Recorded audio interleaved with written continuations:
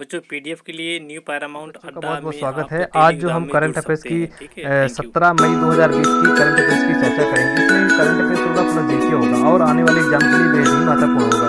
इसके अंतर्गत जो भी हम पढ़ेंगे आज उसके हम ये आपको बता दें कि कितना महत्वपूर्ण होने जा रहा है, क्योंकि आजकल जो करंट का वेटेज जो है आपके किसी भी एग्ज़ाम की आप बात ले लीजिए, किसी भी एग्ज़ाम में, तो ये सबसे ज़्यादा महत्वपूर्ण करंट अफेयर्स और जीके ही पोर्शन रहता है। मैथ, रीजनिंग ये सब लोग बच्चे हिंदी कर लेते हैं, लेकिन करंट अफेयर्स और जीके एक ऐसा पोर्शन होता है उसको करने में बहुत प्रॉब्लम होती है।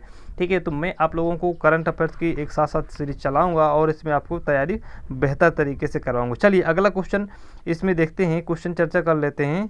ठीक है, इसमें सबसे पहले ये क्वेश्चन है कि एससीओ यानी संघाई सहयोग संगठन में कुल कितने कंट्री शामिल हैं, तो इसका जो 8 कंट्री शामिल, यानी इसका करेक्ट आंसर ए हो जाएगा। ठीक है, अगला हम बात करते हैं इसके अंतर्गत कि इसका मोटिव क्या है, एक उद्देश्य क्या होता है, तो आर्थिक, राजनीतिक और सुरक्षा गठबंधन होता है। ठीक है, ये सभी कंट्री मिल करके जो कि देश और राष्ट्र के लिए जो ये होता है कि किस तरह से, जैसे हमारा कंट्री या अदर कंट्री जितने भी हैं, यानी लॉकडाउन की वजह से कोविड-19 यानी कोविड-19 जो है उसमें क्या है, ये पूरे का पूरा हिस्सेदारी कर रहे हैं। ठीक है, तो हमें याद रखना पड़ेगा कि ये एक तरह से सहयोग करने की भावना रखते हैं। ये 2003 में बना था, ध्यान रखना है 2003 में इसको बनाया गया था। और इसमें कहीं कहीं क्वेश्चन पूछ लेता है कि कितने देश शामिल हुए थे। इसके अंतर्गत देखते हैं कि इसमें शामिल होने वाले कितने देश थे, उनके अंतर्गत देख लेते हैं। तो शामिल देश देख लेते हैं। ठीक है, शामिल होने वाले हमारे जो कंट्री होंगे वो कौन से होंगे, तो पहला इसका हो जाएगा चाइना। क्या हो जाएगा, चाइना हो जाएगा। और इसके बाद इंडिया हो जाएगा। इसके बाद आपका कजाकिस्तान हो जाएगा, किर्गिस्तान हो जाएगा, पाकिस्तान हो जाएगा, रूस हो जाएगा, और ये आपका तजाकिस्तान और उज्बेकिस्तान। ठीक है, तो कहीं पूछता है कि अभी हाल ही में 2019 की जो बैठक हुई थी तो कहाँ हुई थी, तो वो आपकी उज्बेकिस्तान में हुई थी। ठीक है, आपको याद रखना पड़ेगा कि उज्बेकिस्तान में 2019 की जो बैठक हुई थी, कब हुई थी, 2019 की जो बैठक हुई थी वो आपकी कहाँ हुई थी, कजाकिस्तान में हुई थी। तो इतना आपको याद रखना पड़ेगा। चलिए अगला क्वेश्चन लेते हैं। अगला क्वेश्चन ये कह रहा है, अगला क्वेश्चन की चर्चा कर लेते हैं कि हाल ही में 5 अपतटीय गश्ती जहाज की श्रृंखला के तहत कौन सा पोत नौवहन एवं संचार उपग्रह। ठीक है, तो ये आपको याद रखना है इसमें कि ये जो गश्ती जहाज है 5 है। ठीक है, 5 मतलब लॉन्च होना है इनको।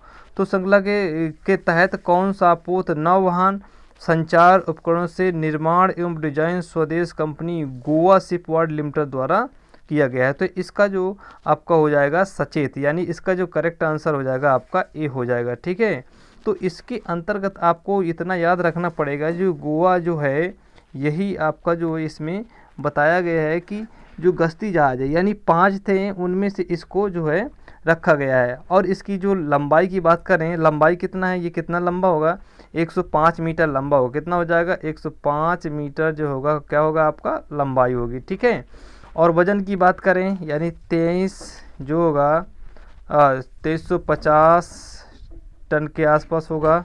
ठीक है, इसको याद रखना पड़ेगा। और इसका जो है यानी स्पीड क्या हो जाएगी, यानी 50 किलोग्राम के आसपास इसकी क्या हो जाएगी, स्पीड हो जाएगी। तो इतना आपको याद रखना पड़ेगा। चलिए अगला क्वेश्चन लेते हैं। अगला क्वेश्चन ये कह रहा है कि ये क्वेश्चन है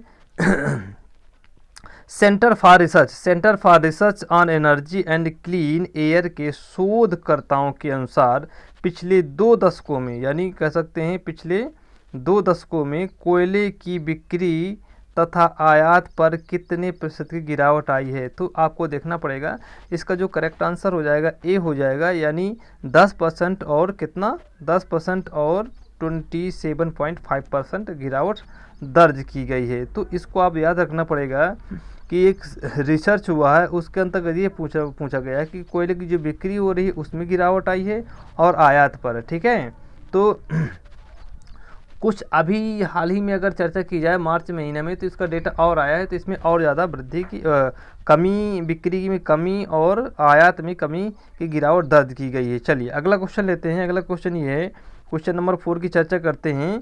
4 ये कहता है कि केंद्रीय, क्या कहता है, ये क्वेश्चन जो आपका 4 हो जाएगा, 4 क्वेश्चन ये है कि केंद्रीय मंत्री निर्मला सीतारमण ने हाल ही में बताया कि नकदी संकट से जूझ रही बिजली वितरण कंपनियां जो हैं डिस्कॉम में कितने करोड़ रुपए की नकदी साझेदारी किया है। तो ये आपको याद रखना होगा, 90,000 करोड़ रुपए की जो है इन्होंने साझी किया है। इसका जो करेक्ट आंसर ए हो जाएगा।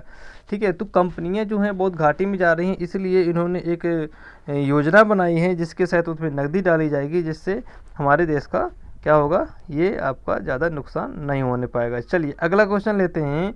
अगला क्वेश्चन ये है कि 5th नंबर क्वेश्चन है, इसको आपको ध्यान रखना पड़ेगा क्योंकि ये पहली बार किया गया है। तो 5th में किस सोशल मीडिया ने स्थायी तौर पर अपने कर्मचारियों को वर्क फ्रॉम होम, घर से काम करने की इजाज़त दी है। तो ये आपका जो करेक्ट आंसर इसका हो जाएगा, कौन हो जाएगा, यानी ट्विटर। इसका सी आंसर जो करेक्ट हो जाएगा। यानी ट्विटर ने अभी हाल ही में ये कहा है कि सभी जितने भी कोविड-19 के चलते जितने भी कर्मचारी हैं वो घर पे रहें। कहाँ पर रहें, घर पे रहें, और घर से ही जो हैं क्या करें, अपना ये जो काम है ट्विटर के माध्यम से जो भी आपको काम दिया जा रहा है वो आपको घर से ही रहकर करना है। तो ये पहला बन गया है, तो इसको आपको याद रखना पड़ेगा। चलिए अगला क्वेश्चन ये है और इसके अंतर्गत एक और याद रखिएगा कि ट्विटर जो है ये जो ट्विटर है ये कहाँ की कंपनी है, ये भी आपको याद रखना पड़ेगा। तो ये फ्रांसिस्को यानी सैन फ्रांसिस्को की ये कंपनी है। चलिए अगला देखते हैं। अगला क्वेश्चन ये है कि अब यहाँ से मैं जीके के क्वेश्चन जो होंगे आपको करवाऊंगा, ताकि जीके में आने वाले क्वेश्चन एक भी आपके गलत नहीं होना चाहिए। ठीक है, तो जीके संबंधित जो भी क्वेश्चन होंगे।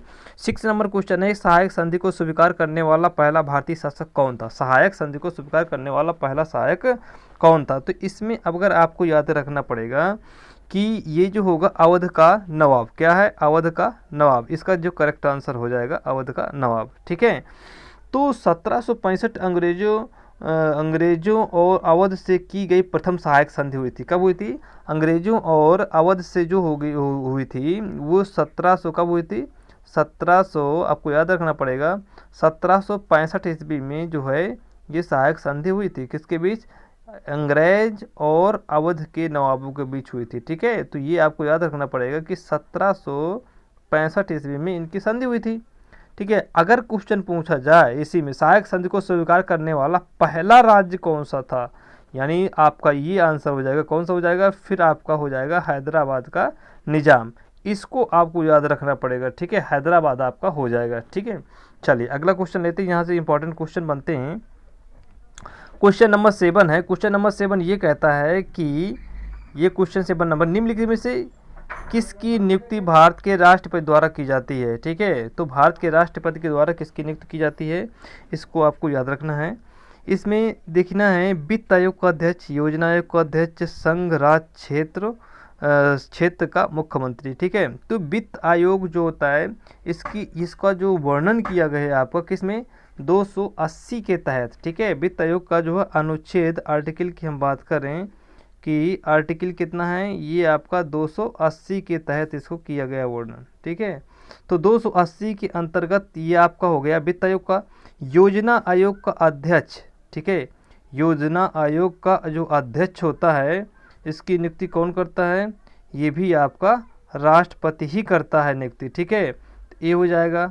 और ये जो आपका सी हो जाएगा, संघ राज्य क्षेत्र के मुख्यमंत्री, इनकी भी नियुक्ति राष्ट्रपति करता है। तो इसलिए हमारा पहला, दूसरा और तीसरा यानी सभी तीनों का तीनों सही हो जाएंगे। इनमें से आंसर नहीं दिया गया है तो हम इसको पहला, दूसरा और एक हम यहाँ पर ले लेते हैं, तीसरा ले लेते हैं। क्या लेते हैं, यहाँ पर जो है हम आपका ये तीसरा भी बना देते हैं, ताकि आपको ये हो जाएगा कि इसका आंसर ये हो जाएगा। ठीक है, तो इसका आप बी आंसर ले लेते हैं, यानी तीनों की नियुक्ति जो है राष्ट्रपति के द्वारा की जाती, ये आपको याद रखना पड़ेगा। ठीक है, चलिए अगला क्वेश्चन लेते हैं। अगला क्वेश्चन ये कह रहा है, अगला क्वेश्चन ये है कि प्रकाश की गति किसके बीच से होकर के न्यूनतम होती है। ठीक है, तो इसमें आपको देखना है कि जो होता है कांच हो गया, निर्वात हो गया, जल हो गया, वायु। तो ये कांच से जब गुजरती है तो इसकी गति क्या हो जाती है, कम हो जाती है। ठीक है, तो ये प्रकाश की, जब प्रकाश का चैप्टर आएगा उसके अंतर्गत मैं आपको साइंस चालू करने वाला, उसके अंतर्गत जो भी क्वेश्चन होंगे मैं बताऊंगा आपको, ठीक है। निर्वात में नहीं, जल में नहीं, वायु में नहीं, तो ये आपका कांच आपको याद रखना पड़ेगा, ठीक है। जब उससे गुजरता है तो अपनी विलंब से थोड़ा सा दूर हट जाती है, इसलिए ये आपकी न्यूनतम गति हो जाती है। चलिए अगला क्वेश्चन यहीं पर देख लेते हैं। अगला क्वेश्चन ये कह रहा है नेत्रदान में, क्या है, नेत्रदान में प्रदाता की आँखें, क्या अगला क्वेश्चन है, नेत्रदान में प्रदाता की आँखें, ठीक है। नेत्रदान में जो है कह रहा है कि नेत्रदान में प्रदाता की आँखें निम्नलिखित में से कौन से भाग का उपयोग किया जाता है, यानी जो दान किया जाता है किस भाग का दान किया जाता है। तो इसका जो करेक्ट आंसर आपका सी हो जाएगा, यानी कॉर्निया, यानी कॉर्निया को जो है हम लोग क्या करते हैं, दान करते हैं, ठीक है। और इसके अंतर्गत मैं थोड़ा सा और बता देता हूँ कि जो आपका दृष्टिपटल होता है ना, एक श्वेत झिल्ली से ढका होता है, ठीक है। दृष्टिपटल की बात करें, श्वेत झिल्ली से ढका होता है, जो कि वो बाहर से अपने आप दिखाई देता है। और जो कॉर्निया होता है ना, कॉर्निया जो बीच वाला पार्ट होता है, कॉर्निया के जो पीछे वाला भाग होता है उसको आइरिस बोलते हैं, क्या बोलते हैं उसको, हम क्या बोलते हैं, आइरिस भाग बोलते हैं, जो कि पीछे वाला पार्ट होता है। तो आपको याद रखना पड़ेगा जो कि कॉर्निया के पीछे वाला आइरिस होता है। चलिए अगला क्वेश्चन जो कि बहुत महत्वपूर्ण है, ये ISPCS के पूरे क्वेश्चन हैं, आपके प्रीवियस ईयर क्वेश्चन पेपर से लिए गए हैं। चलिए अगला क्वेश्चन लेते हैं। निम्नलिखित में से किस एक अधिकार को, निम्नलिखित में से किस एक अधिकार को डॉक्टर BAR अम्बेडकर द्वारा संविधान की आत्मा कहा है, क्या कहा है, संविधान की आत्मा किसको उन्होंने कहा है, BAR अम्बेडकर जी ने संविधान की आत्मा किसको कहा है। तो इसमें के अंतर्गत देखेंगे संवैधानिक, यानी डी इसका करेक्ट आंसर हो जाएगा, संवैधानिक उपचारों का अधिकार जो है उन्होंने कहा है, क्या कहा है उन्होंने, यानी संविधान की आत्मा का नाम दिया गया है, ठीक है। तो इसके अंतर्गत हम देखें, यानी अनुच्छेद 32, ठीक है, इसमें अनुच्छेद 32 के तहत, अनुच्छेद जो है यानी कह सकते हैं जो आर्टिकल है हमारा, आर्टिकल है, आर्टिकल कौन सा, आर्टिकल आपका 32, इसमें सुप्रीम कोर्ट, कौन सा, सुप्रीम कोर्ट जो है रिट को दायर कर सकता है, ठीक है, रिटें दायर की जाती हैं सुप्रीम कोर्ट। और जो आर्टिकल जो है, आर्टिकल 226 की बात करें, 226 की बात करें, वो आपका क्या हो जाएगा, हाई कोर्ट हो जाएगा, क्या हो जाएगा, हाई कोर्ट के अंतर्गत हम रिट दायर करते हैं। ये रिटें आपकी 5 प्रकार की बताई गई हैं। पहली रिट है बंदी प्रत्यक्षीकरण, कौन सी है, पहली रिट जो आपकी हो जाएगी बंदी प्रत्यक्षीकरण, क्या हो जाएगा, बंदी। दूसरा है परमादेश, पहला है बंदी प्रत्यक्षीकरण, दूसरा है परमादेश, तीसरा है प्रतिषेध, और चौथा है आपका उत्प्रेक्षण तथा अधिकार प्रेक्षण। तो इस तरह की जो रिटें हैं आपको याद रखना पड़ेगा, एग्जाम में पूछी जाती हैं, किसके अंतर्गत हैं, तो अनुच्छेद 32 के अंतर्गत सारी रिटें आपकी बताई गई। चलिए अगला क्वेश्चन लेते हैं। अब ये जो पिछला क्वेश्चन आपको दिया गया था कि आपको ये बताना था कि जो है जल का जो घनत्व होता है सबसे ज़्यादा किस पर होता है, किस टेम्परेचर पर होता है, तो ये आपका 4 डिग्री पर होता है। कहते क्वेश्चन मैंने नहीं लिखा है उसमें, आप देख लीजिएगा पिछला जो वीडियो आपने देखा होगा, ठीक है। तो इसको आपको याद रखना पड़ेगा, ठीक है। यानी जो जल का घनत्व क्या है, जल का घनत्व जो है, जल का क्या है, जल का घनत्व जो है, ठीक है, घनत्व जो है सबसे ज़्यादा, ठीक है, किस पर होता है, 4 डिग्री पर होता है, आपको याद रखना पड़ेगा। और बहुत वहाँ जैसे मतलब कंफ्यूज करने के लिए भी वहाँ बहुत दिए होते हैं, -4 दिया होता है और बहुत सारे ऑप्शन दिए होते हैं, वो सही नहीं होगा, तो आपका 4 डिग्री सही हो जाएगा। चलिए अगला क्वेश्चन लेते हैं। अगला क्वेश्चन की बात करते हैं कि ये जो आपका दिया हुआ है आपके लिए आज का प्रश्न जो है क्या है, आज के लिए, आज के लिए आपका जो खास प्रश्न बन करके निकल के आ रहा है उसको आपको याद रखना पड़ेगा। ये आपको कमेंट बॉक्स में लिखना है, ठीक है। बहुत बच्चे हैं जो होते हैं पिछला प्रश्न का उत्तर भी देते हैं और इसको आपको अच्छे से भली भांति वहाँ पर लिखना पड़ेगा। तो भारतीय मानक समय रेखा कितने राज्यों से गुजरती है, तो मैंने अभी जियोग्राफी का पढ़ाया है पार्ट और उसमें से सारे मैंने बताया है, ठीक है। कर्क रेखा भी बताया था और कर्क रेखा जो बताया था और उससे आपकी मानक भारतीय मानक समय रेखा भी बताया, तो वहाँ से ये क्वेश्चन आप देख सकते हैं, वीडियो को आप देख सकते हैं वहाँ से, और इसका जो आंसर आप वहाँ से सही से निकाल सकते हैं। तो इसलिए ये जो आपका करेक्ट आंसर आप इसके कमेंट बॉक्स में आप लिखिए और बताइए मुझे कितने हमारे सही हुए और इसका आंसर क्या होगा, ठीक है। तो अभी हमारी जो है टेस्ट सीरीज भी मैं साइंस की चालू करने वाला हूँ। साइंस की जो साइंस की होगी वो टेस्ट सीरीज ही मैं चालू करूँगा, जिसके अंतर्गत सभी लोग उसमें पार्टिसिपेट होंगे, ठीक है।